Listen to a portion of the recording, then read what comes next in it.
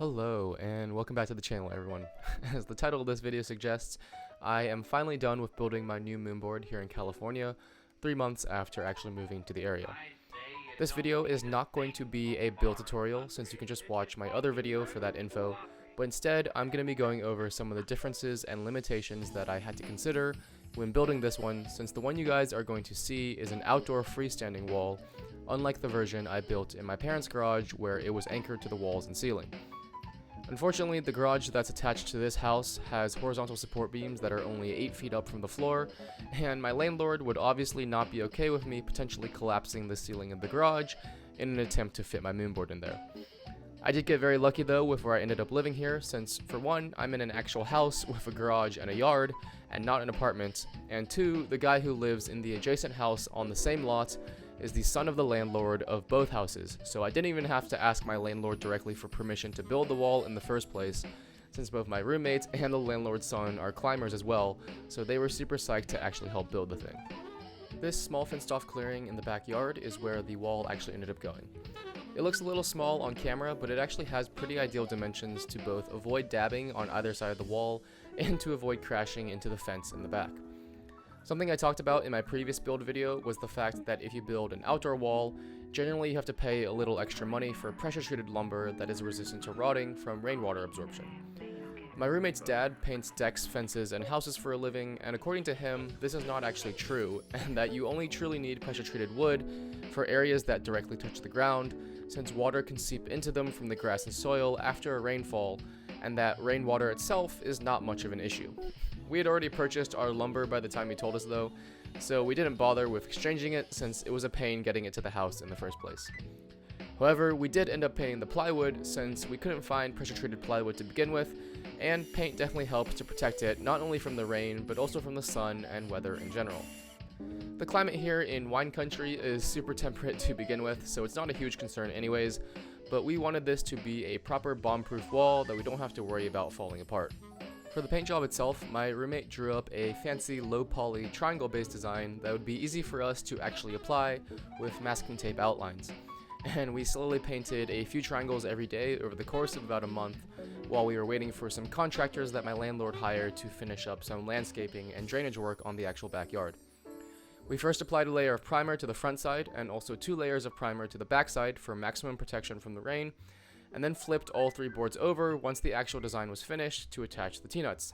which I once again ordered from the moon climbing website, since their T-nuts are by far the cheapest per unit that I've found online. Plus, their T-nuts only need 2 screws instead of 3 to attach them, which makes the overall process less tedious and time consuming. Another aspect of this wall that's different from my previous one is the fact that I decided to frame it on 24-inch centers, meaning that both the wall and kickboard were framed with 5 vertical studs instead of 6 vertical studs like my previous wall.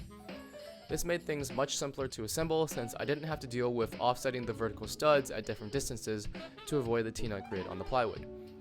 Using 6 vertical studs or even 7 vertical studs, aka 16-inch centers, would make the wall more stable obviously, but both of these configurations require some offsetting of the studs since both would intersect with the moonboard T-nut spacing.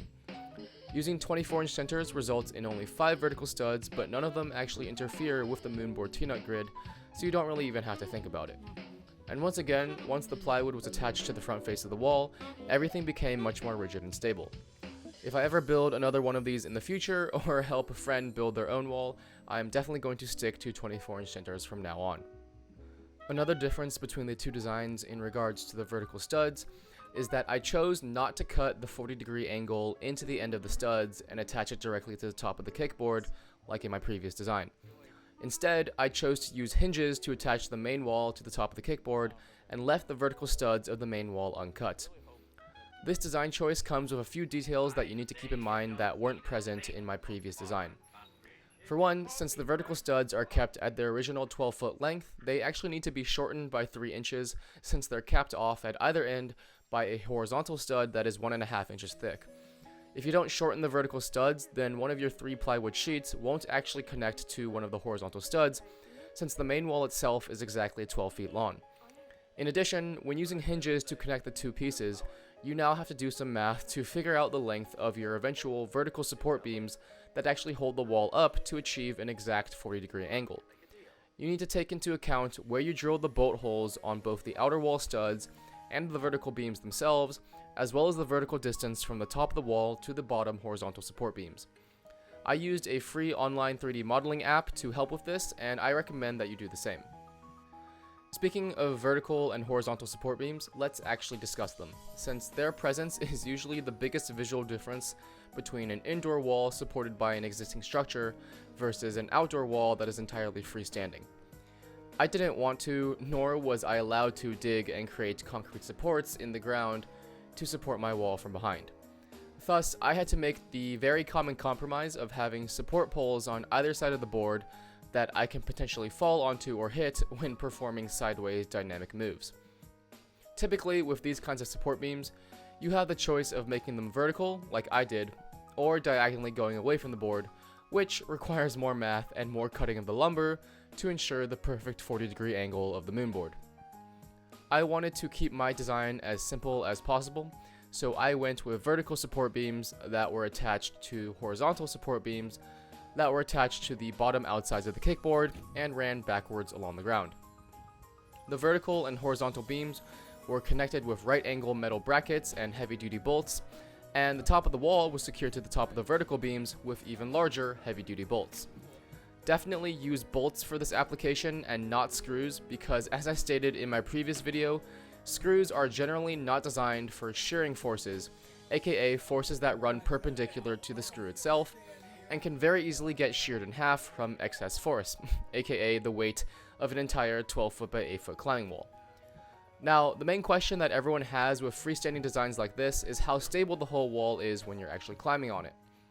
With a freestanding design, it is very difficult to achieve the same stability as a wall that's anchored to an existing structure.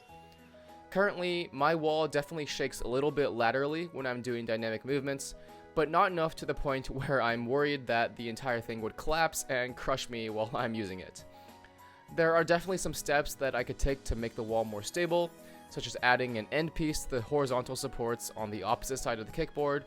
or adding more framing on the sides of the wall to make an A-frame design, but for now, I'm not too concerned and I'm satisfied with the overall stability and design.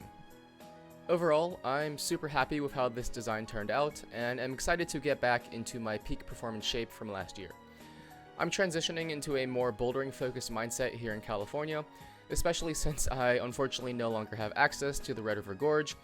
and the Moonboard is definitely going to be one of my main training tools for me to hopefully send my first outdoor V10 this year. My local climbing gym also happens to have a 40-degree tension board, which I've also been using quite extensively, and I'm planning on making a comparison video between the two training boards soon, so hit the subscribe button if you're interested in hearing my thoughts on the pros and cons of each. Drop a like if you enjoyed what you saw today, and thanks for watching as always. I'll talk to you guys in the next one. Peace.